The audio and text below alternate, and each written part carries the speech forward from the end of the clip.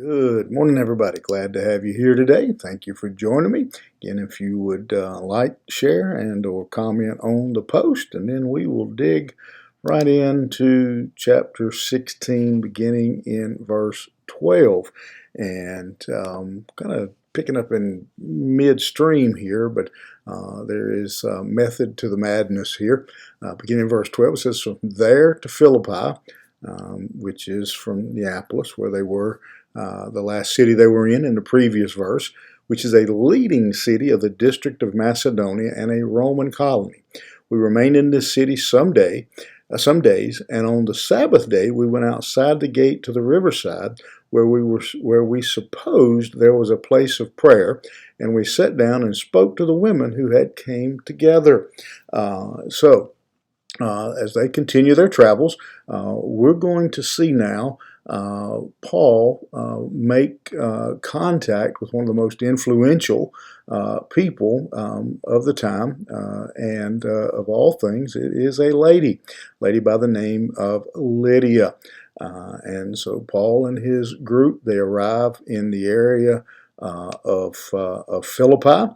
And when they get there, Silas, Timothy, and Luke would have been with him.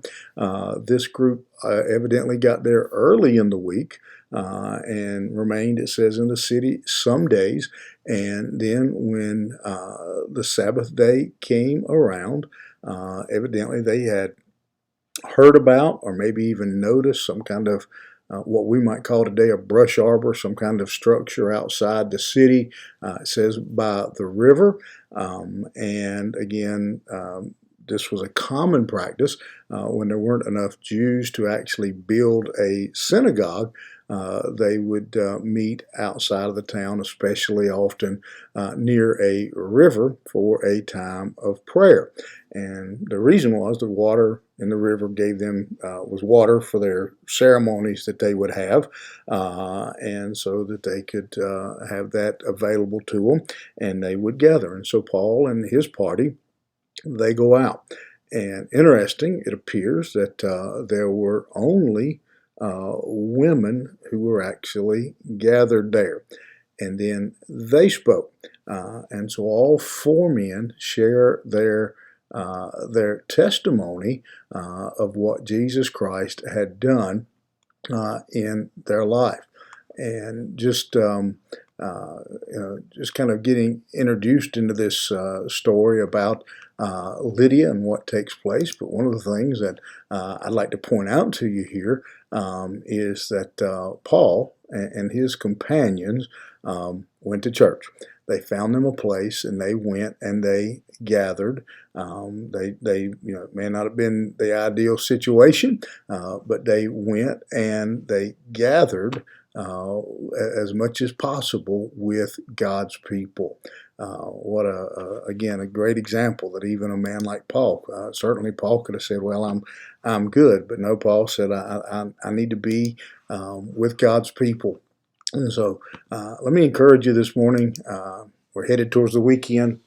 If you don't have a church family, if you don't have a church home, that you would search one out, that you would find one near you that preaches the gospel and teaches the word. And if you don't have one, you are nearby in wonderful Concord, North Carolina. We'd love to have you join us at Poplar Grove on Poplar Tent Road. I would say to those of you who have a church home, every one of us knows someone who is not involved in church. And I'm going to back up. I guarantee if you think about the people who are in church, most of them fit into one of three categories.